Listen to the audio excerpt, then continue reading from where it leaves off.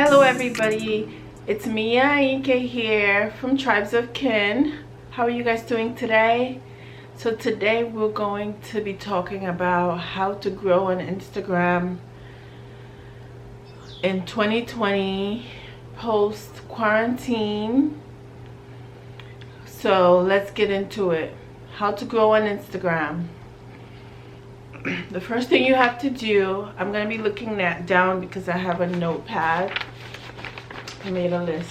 So if I look down, I'm looking at my notes to make sure that I'm getting everything right.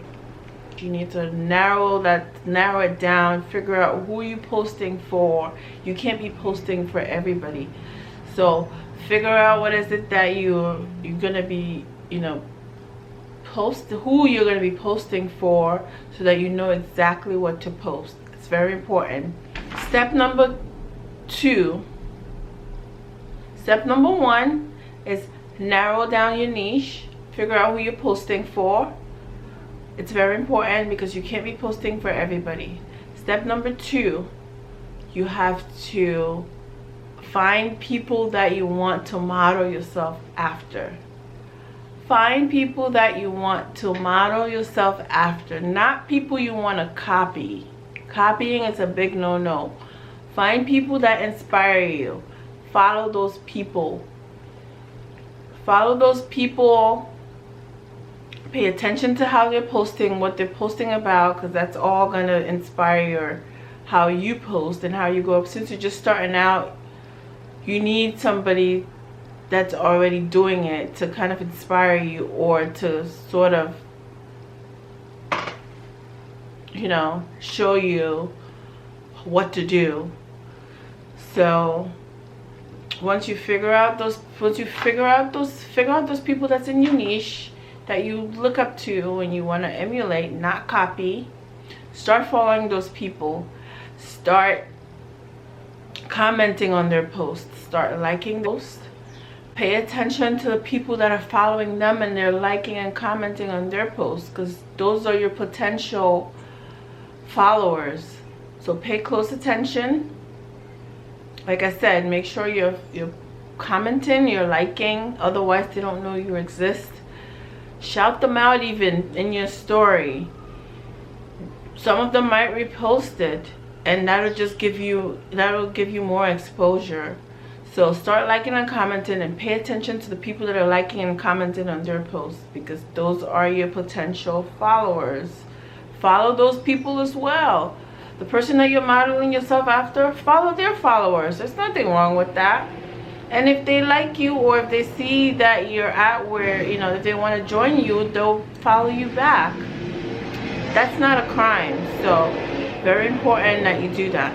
Step number 3, it's very important that, I probably already stated this before, but I'm going to say it again. It's very important that you're liking and you're commenting, you're active, and you're, and not just commenting just to say whatever. Actually look at the picture, read what their caption is, and respond based on that, so that you're not just like putting too cute, or just hard eyes. You have to actually say something meaningful if you want to grab their attention.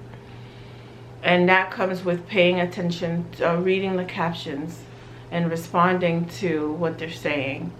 So also, you can even DM them. There's nothing wrong with that. DM them, they might not respond, but you only need one person to respond. Out of maybe 20 people that you DM, maybe one will respond.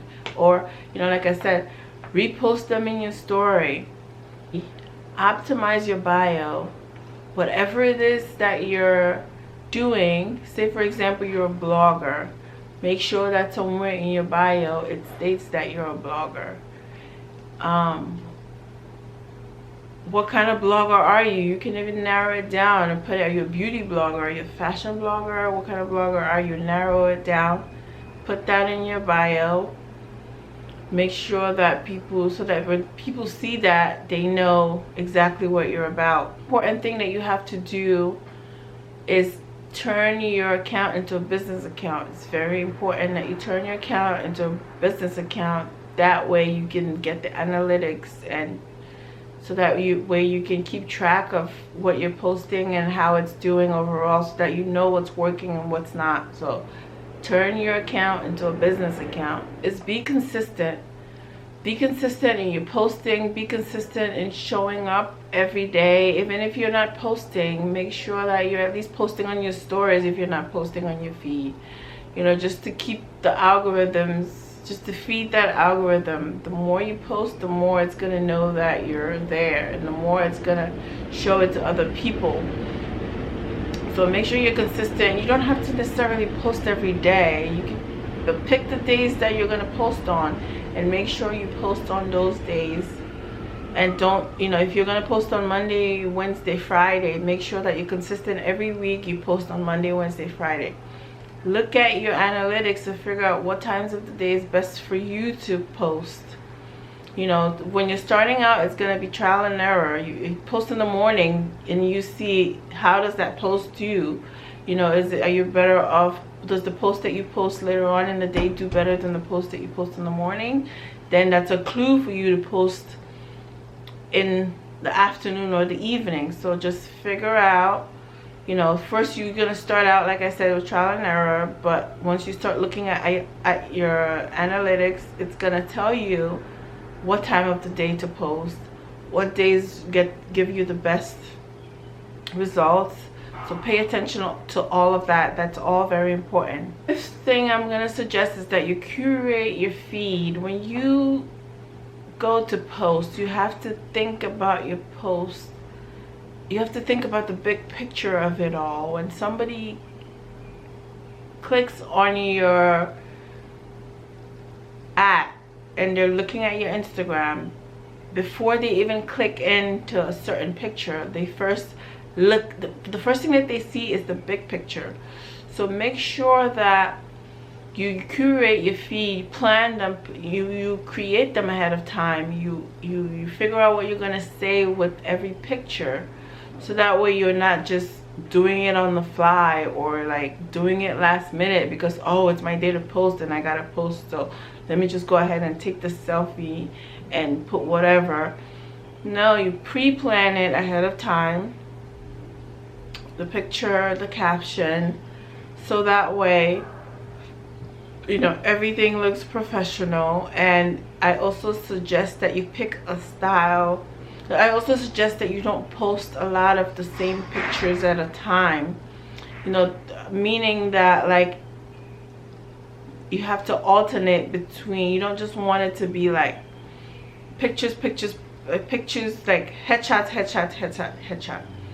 Make sure that there's pictures of you. If you're gonna post a picture of you close up with just your head showing, make sure that the next picture of you is a little farther away, with, you know, so that with your whole body showing, for example. These are just examples.